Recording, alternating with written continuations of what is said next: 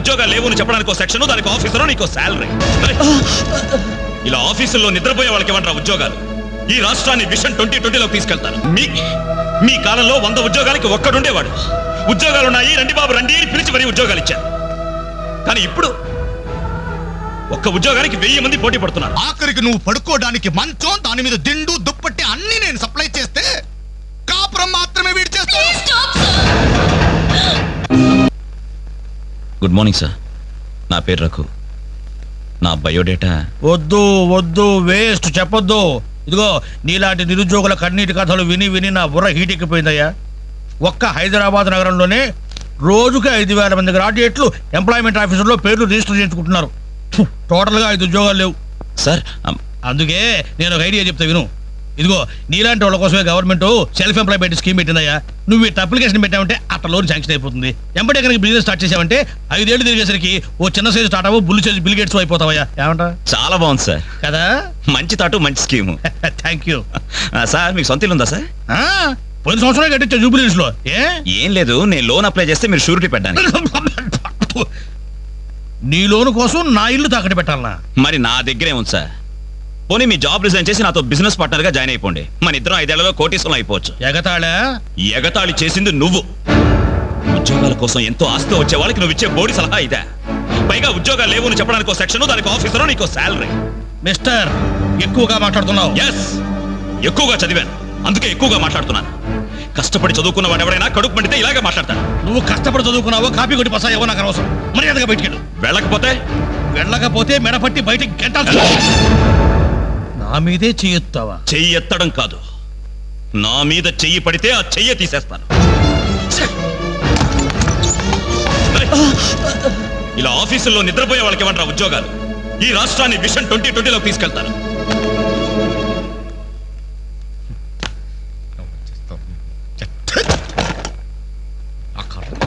ఇవన్నీ చూడాలి. ఎందుకు ప్రత్యేకం?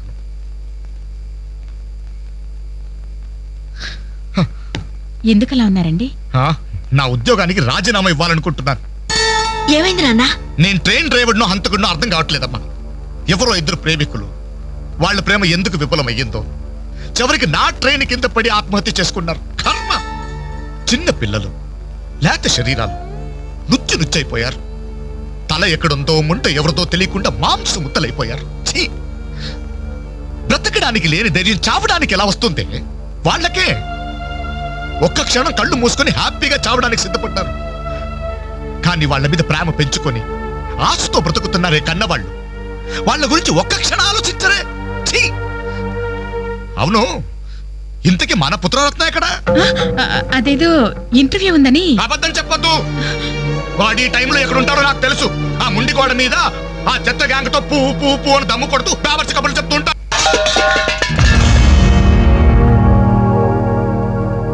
అడుగో, నీ కొడుకు వచ్చాడు.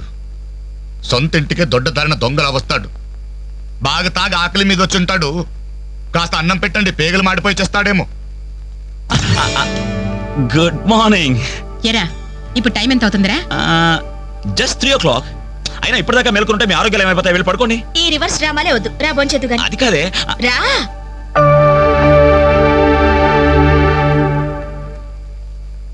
భోంచేసేవా? ఈ హైదరాబాద్ మహానగరంలో వేకువజామున 3 గంటలకు భోంచేసేవాడిని నిన్నొక్కడినే చూశానురా. ఈ హైదరాబాద్ మహానగరంలో వేకువజామున 3 గంటల దాకా ఓపిగ్గా మేలుకుని కొడుకుని విసిగించే తండ్రిని నేను ఒక్కడనే చూస్తున్నాను. మాటకి మాట జవాబు చెప్పడం కాదు. చెప్పు, ఇప్పటిదాకా ఎక్కడికి వెళ్ళొస్తున్నావు? ఫ్రెండ్ ఇంట్లో ఏదో ఫంక్షన్ ఉందని. నేను నిన్ను అడగలేదు. చెప్పు, ఎక్కడికి వెళ్ళొస్తున్నావు? బయటికి. బయటికంటే? బయటకి. అదే, ఎక్కడికి? బయటకి.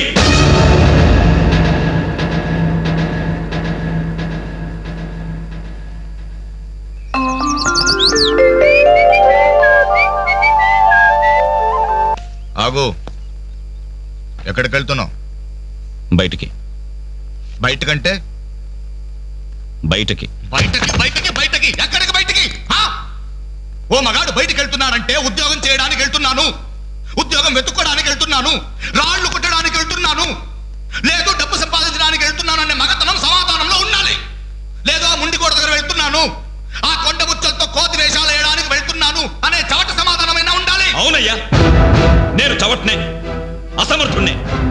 ఆ మొండికోడు దగ్గరికే వెళ్తున్నాను. ఆ కొండ ముచ్చులతో చేరి దమ్ము కొట్టడానికి వెళ్తున్నాను. సరేనా?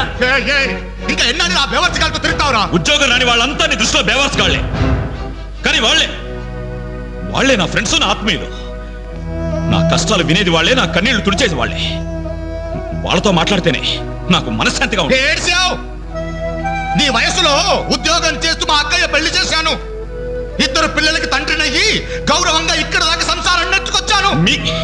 మీ కాలంలో 100 ఉద్యోగాలకి ఒక్కడుండేవాడు. ఉద్యోగాలున్నాయి, రండి బాబు రండి అని పిలిచి మరీ ఉద్యోగాలు ఇచ్చారు. కానీ ఇప్పుడు ఒక్క ఉద్యోగానికి 1000 మంది పోటీ పడుతున్నారు. ఉద్యోగం ఇవ్వండి బాబు అని క్యూలో నిలబడితే కుక్కల్ని తరిమి కొడుతున్నారు. కష్టపడేవాడికి ఉద్యోగం ఎక్కడైనా దొరుకుతుందిరా. కానీ కష్టపడాలన్న ఆలోచన ఇక్కడ నుంచి రావాలి. వారం రోజులు నీ చెల్లికి పెళ్లి పనులు చేయాలన్న జ్ఞానం ఉందా? నేను ఎందుకు చేయాలి? నేను ఎవరినైనా చేయాలి. కాబోయే బావగారెట్లో నన్ను పరిచయం చేసావా? ఏమని పరిచయం చేయమంటారు సార్ మిమ్మల్ని? నా కొడుకు గవర్నరు, నా కొడుకు కలెక్టర్ అని పరిచయం చేయమంటారా? గవర్నరు కలెక్టర్ అయితేనే పరిచయం చేస్తావా? నీ కొడుకు నాకు మాత్రం విలువ. ఏ రోజు నువ్వు ఉద్యోగానికి వెళ్తావో ఆ రోజే నువ్వు నా కొడుకువి. నువ్వు నన్ను కనడం కంటే ఓ ఉద్యోగానికి కనుండాల్సింది. నువ్వు పరిచయం చేసినా చేయకపోయినా నా చెల్లి పెళ్లి పనులు నేను చూసుకుంటాను. నీ కొడుగ్గా కాదు, నా చెల్లెలకు అన్నయ్యగా.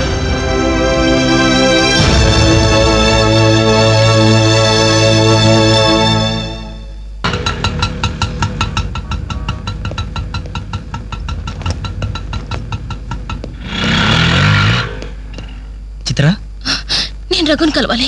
రా. రే రఘు, నీకోసం చిత్ర వచ్చిందిరా.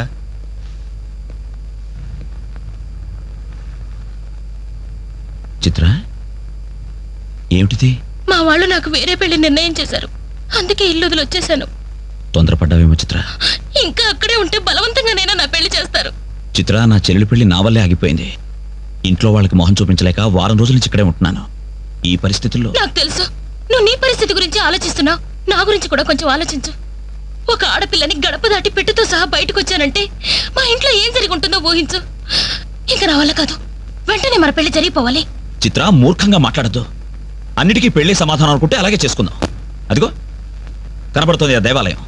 అక్కడ తీసుకెళ్లి ఓ పసుపు తాడు కడతాను. ఫ్రెండ్స్ వస్తారు, ఆశీర్వదిస్తారు, ఏదో తోచిందిస్తారు, వెళ్ళిపోతారు. ఆ తర్వాత మన జీవితం ఏంటి, ఎలా బతుకుదాం? అందుకే చిత్ర, ఓ 2 నెలలు ఓపిక పట్టు. నాకు ఉద్యోగం వస్తుంది. రాకపోతే? వస్తుంది చిత్ర. రాకపోతే? వస్తుంది. నన్నెవ్వరూ అర్థం చేసుకోరు. ఇంటికెళ్తే మా నాన్న నన్ను అర్థం చేసుకోడు. బయటికెళ్తే చుట్టుపక్కల వాళ్ళు అర్థం చేసుకోరు. చివరకు నన్ను నమ్మి నాతో జీవితం పంచుకోవాలనుకున్నా నువ్వు నన్ను అర్థం చేసుకోకపోతే? నాకు వేరే మార్గం లేదు. నువ్వు కాదంటే చావనైనా చూస్తాను గాని తిరిగి మా ఇంటికి మాత్రం వెళ్ళను. సరే, ఇప్పుడు నన్ను ఏం చేయమంటావు చెప్పు.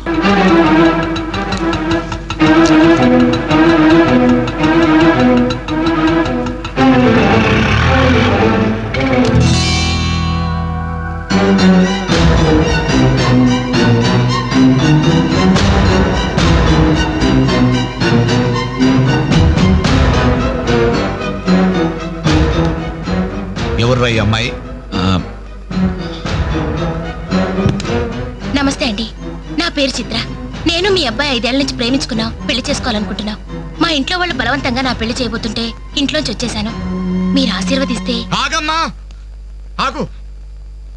కాస్త ఊపిరి పీల్చుకుని మాట్లాడమ్మా, లేకపోతే నా ఊపిరి ఆగిపోతుంది. ఆగు. ఇదెవరో తెలుసా? నా కూతురు, వీడి చెల్లి. 10 రోజుల క్రితమే పెళ్లి ఆగిపోయింది. దానికి కారణం ఎవరో తెలుసా? వీడే ఆ దౌర్భాగ్యుడు. అవును, వీడిని ఎలా ప్రేమించావమ్మా? ఓ, ప్రేమించడానికి ఎవడో ఒకడు మగాడు దొరికితే చాలనుకున్నావా? ఒంటి నిండా కండ నిండా రంగు ఉంటే సరిపోతుందా? 5 ఏళ్ల నుంచి ప్రేమిస్తున్నానన్నావే, ఈ 5 ఏళ్లలో ఏం చేస్తున్నావు? ఎలా బ్రతికిస్తావని ఒక్కసారైనా అడిగావా? ఇదిగో, వీడు వేసుకున్న ప్యాంటు నేను కొన్నది, వీడు వేసుకున్న షర్టు బనిను నేను కొన్నవి, ఆఖరికి ఈ చెప్పులు కూడా నావే, నా కష్టార్జితంతో కొన్నవి.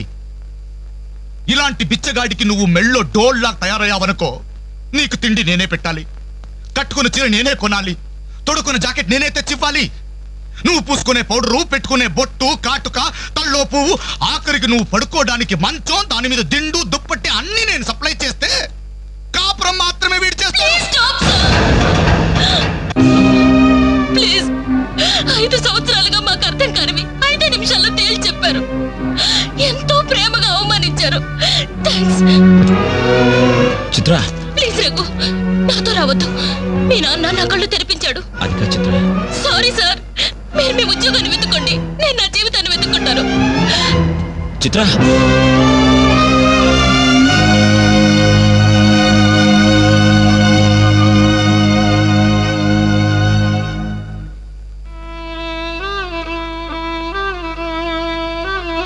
నాన్న, చాలా సంతోషం నాన్న. నా జీవితంలో మర్చిపోలేని అవమానం చేశావు. నన్ను ప్రేమించి నా మీద నమ్మకంతో వచ్చిన అమ్మాయి ముందు నన్ను మాటలతో చిత్రవత చేసి. అవునన్నా, ఈ ప్యాంట్ నీది, ఈ చొక్కా నీది, ఇదిగో నే కట్టుకున్న వాచి, వేసుకున్న చెప్పులు అన్నీ నీవే నాన్న. ఆఖరికి ఈ శరీరం, ఈ ప్రాణం కూడా నువ్విచ్చిందే నాన్న. నేను నీ రక్తం పంచుకు పుట్టిన నీ బిడ్డను నాన్న. నాకు నువ్వు కాక ఇవన్నీ ఎవరు, ఇంకెవరిస్తారు నాన్న? తండ్రి అనేవాడు కొడుకుతో 5 సంవత్సరాల వరకు తండ్రిగా ఉండాలి, 15 సంవత్సరాల వరకు గైడ్గా ఉండాలి, 15 సంవత్సరాల తర్వాత ఫ్రెండ్గా ఉండాలి అంటారు. కానీ నువ్వు నాకు ఏ దశలోనూ ఏమీ కాలేదు కదా నాన్న. పైగా 25 సంవత్సరాలు కష్టపడి పోషించిన కొడుకు వ్యక్తిత్వాన్ని ఒక అమ్మాయి ముందు చంపేశావు. నా పుట్టినరోజు నాడు నాకు గొప్ప బహుమానం ఇచ్చావు నాన్న. జన్మ జన్మలకి మర్చిపోలేని బహుమానం. నా పుట్టినరోజు నాడే నిన్ను చంపేశావు నాన్న. చంపేశావు.